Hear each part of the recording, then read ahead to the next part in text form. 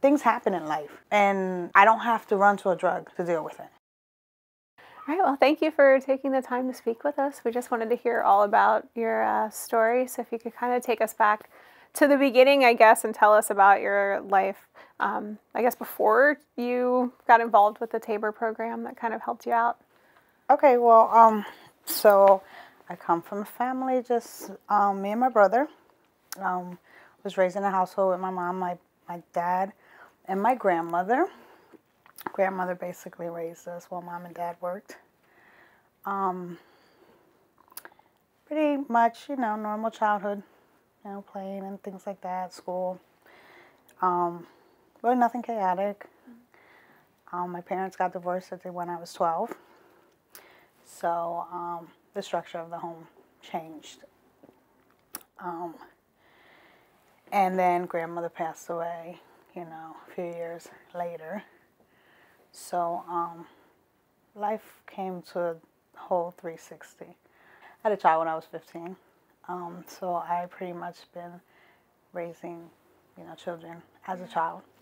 So I had my first one when I was 15 because the structure of the home, was different. Dad wasn't there, so things got more lenient. I got involved into hanging out with the wrong crowd, started using drugs. My mother started also actively using. And so I became pregnant at 14, had my son when I was 15, raising a child. Then my mother was out, so I was pretty much looking after my brother, too. So that was a bit overwhelming. I had my second son when I was 19. My relationships weren't healthy. I was in abusive relationships. Again, continued, hanging out with the wrong crowd. And that, so, that was just the pattern that I went through. I started using at the age of 15. So that continued all the way up to 37. So prior to that, maybe 2 years before I was 37, I was involved with County Children, Youth, and Services, and my children were removed from my home, which are my two daughters that are around there, and I pretty much was left alone. I was evicted from households due to my inability to keep a job, because of the lifestyle that I was living. Yeah. Was evicted a few times from different places, but mom always had the house. The house was paid for. And also, that's where I went back always to mom's house. But living conditions were not healthy. Like I said, mom was in active, addiction. So the responsibility of the household. Too, so yeah, it's not a good yeah, it wasn't. It wasn't. So I found myself pretty much at the end of my road. And I had to reach out for help. I wasn't being compliant with what CYS was telling me to do, pretty much, not even asking me. I had to do these things, and I wasn't.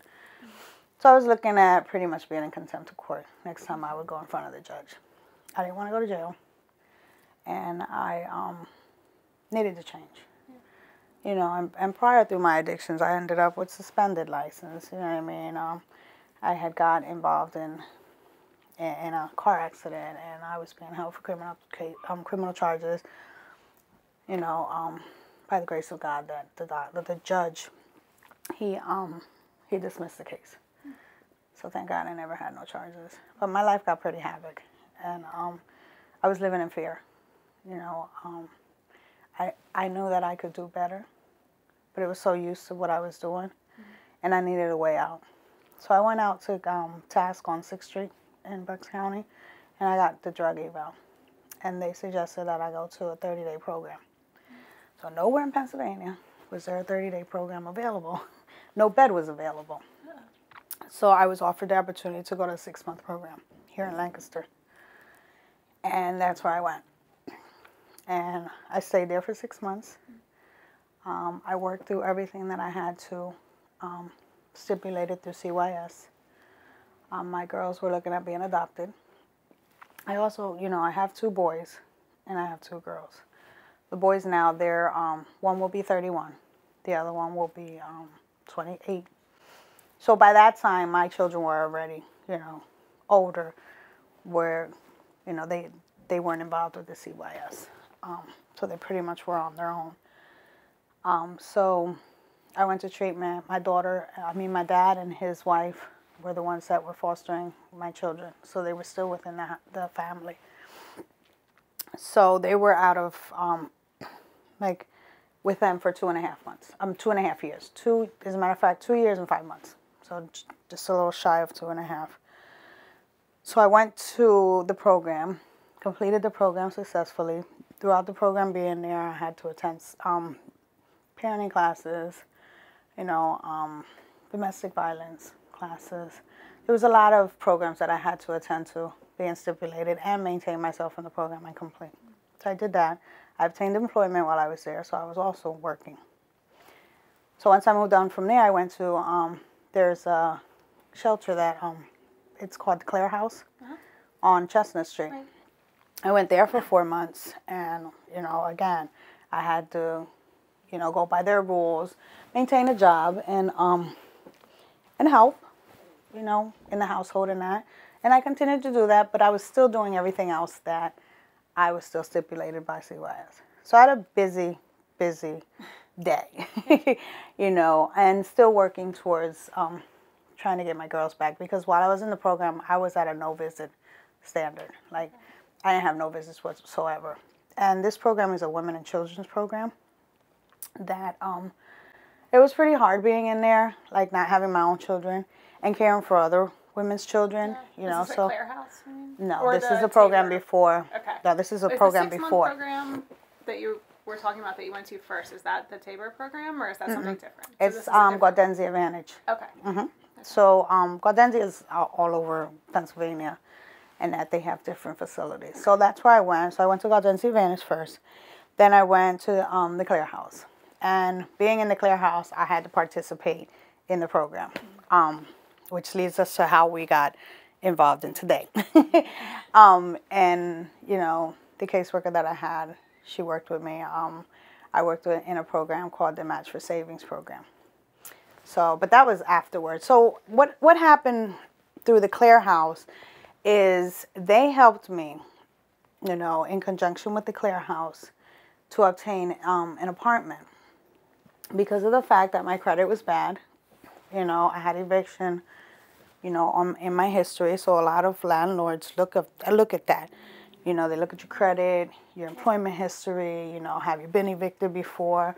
So they advocated for me.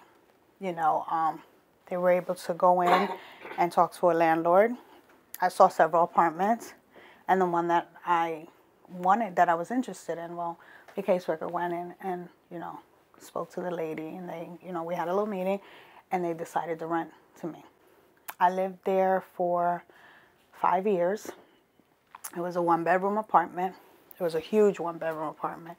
Then a living room, little kitchen, and the bathroom. So throughout that time, I got the apartment. I moved in by myself, and about maybe, I'd say about 6-7 months later, I got granted visitation rights for like every other weekend. So I worked my way into getting my children back in my life, and, you know, like getting the case closed and having them, you know, they've been with me ever since. Were you clean that whole time, or did you have, you know, any trouble? No, I was clean. Okay. I was clean. I worked, when I was in the program, I started at Target as a pharmacy cashier, but then the hours weren't enough.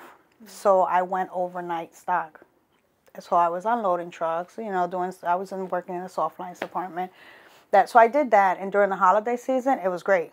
Then the holiday season ended, and I'm like, I can't live off of a day or two, you know. So I quickly started looking for employment. And thank God that I stopped working, and the week later, I was working. I got called for CNA classes at Conestoga View, and I started the classes. And while you're doing the classes, you get paid. So it was like going to work. Oh, that's good. So, and they paid for the certification and all, so I became a CNA. And that, you know, and that really helped, because then, you know, I maintained the apartment. After about 1.5 years there, you know, and by then my daughters, then I was granted the custody to have them back in my life. So they moved back in. So, I worked for about a year and a half as a CNA, and I became interested in becoming a nurse. So I went to school to be a nurse. So I was working weekend shift, 12-hour shifts, Friday nights from 7 p. to 7 a. and Saturday nights.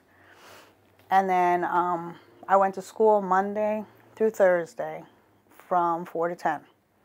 So I did that for 2 years. You know, pretty much that was my life. But also with that, I still participated in my recovery. So making meetings, you know, being in service, going to work, you know, picking up the kids at the daycare, you know, finding people who would watch them for me, because I was able to get assistance through CCIS. But you have to find people that will be good with your kids. You know what I mean? Responsible people, good living arrangements and that, because of the fact that I was going to school at night. A lot of daycares don't work at night. Right. So I had to go like to independent babysitters. And I had a few. I had a few. There was one that I had a little trouble, wasn't really reliable. So that was stressful, you know, and you go look for, you know, go take your kids there and they're like not there, or you got to run somewhere else. You got to be in class, you know, by 4 o'clock, traffic, everything. So we had to look for someone else. Yeah. So I was able to find women that were, you know, very good at, that are very good at taking care of children, and that's what they do for a living. So I started, you know, branching out, asking people, and just meeting new people. So I got to school like that. I graduated, and I am now an LPN. I still, you know, participate in my recovery. I'm coming up on 9 years clean. You know, throughout the course, so I did the CNA, I became a nurse, and then I thought about buying a house. I wanted to buy a house. I was at the apartment for 5 years. I didn't have any issues. The management that I was running from, they were great. You know, I got through schooling and that, you know, with the financial aid, like that's what helped me through schooling, because I would pay my rent like 4 or 5 months in advance while I was in school. When I got my money, it was like that's where it went. So pretty much the part-time work was to maintain the other bills, which was the light and the cable, you know, and do other things in the household, maintain household items and things, and take care of the kids. And so I worked there at Conestoga View because I transitioned into an LPN, and I continued working there. And then I also, while I was in school, I picked up a second job, which is at Luther Acres. With all your spare time. Yeah. And so when I had off from you know, the school, I would work at Luther Acres. And then I'd work my weekends at Conestoga View. I've been at Luther Acres for 6 years as PRN status. So I still currently work there. I left Conestoga View, well, I technically resigned and transferred into where I now work as a nurse at Gaudenzia Vantage. I am back where I started. Wow.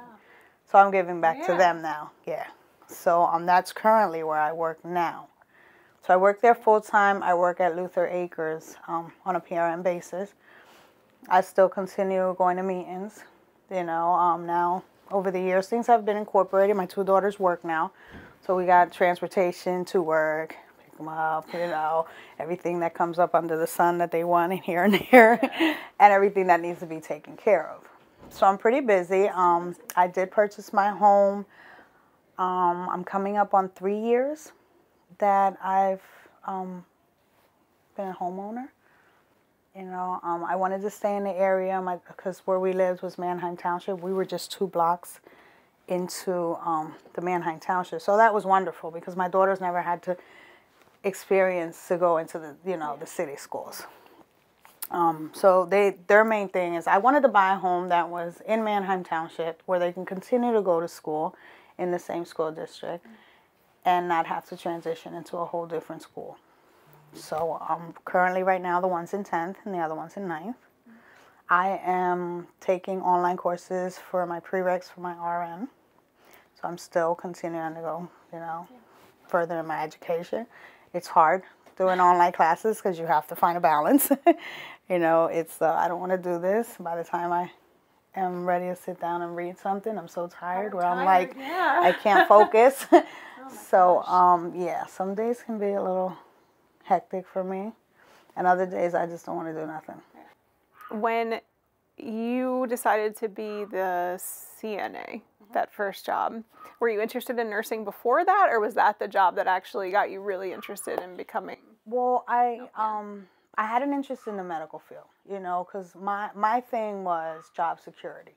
Like, what could I do that I could maintain employment in? You know, I was tired of working factory jobs. You know, I did that for quite some time, on and off, temp agencies, everything. I wanted something that wasn't going to wake up one day and be like, you don't have a job. Your assignment's done. You know, I had tried to be a CNA when I was younger, but I didn't finish. I was like in my 20s. I didn't finish. I didn't take it, you know, for granted. I mean, I didn't take it to the point that I was serious about it, you know. Years later, I find myself in a position where I like to help people, you know. So that was my main, you know, goal, was like to get something where I can help people and then have job security at the same time. So, and then once I became a CNA, did that for a while, and, you know, I honestly would see the nurses. I'd be like, I can do that. I can do that, you know, and I was interested in it. So I was like, okay. So I decided to go to nursing school. So I took the test, and I passed, and I was like, okay, so here we go, back to school. Where did you go to nursing? I went to Willow straight to Lancaster County Career and Technology. Yeah, so I graduated from there, and I learned a lot, that it's more than just meds. You know, I'm intrigued by human anatomy. You know, the anatomy and physiology of a human. I'm intrigued by it, so I was very interested into it. You know, and again, I like to help people.